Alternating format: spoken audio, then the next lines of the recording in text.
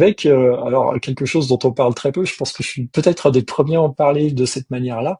C'est-à-dire qu'il peut y avoir en fait un phénomène de condensateur. C'est-à-dire que les gens ils cherchent à te faire perdre l'énergie, mais pour la récupérer derrière et pour les réutiliser. Donc là, c'est là où je fais le petit lien avec Epstein, dont on peut parler parce que lui, il est mort.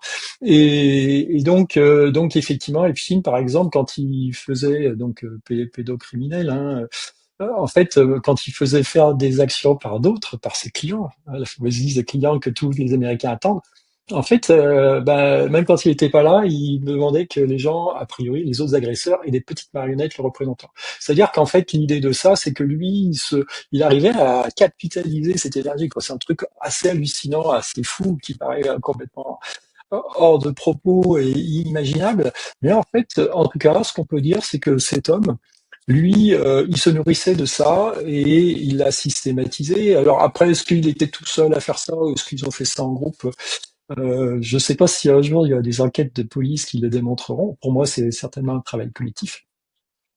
Et donc, quelque part, alors, si on ne croit pas à tous ces aspects magiques, en fait, on peut juste revenir à autre chose qui est plus simple, c'est se dire que, en fait, l'agresseur, le fait qu'il ait eu une ou plusieurs victimes dont il, en fait, il sort impuni, en fait, rien que ça le renforce.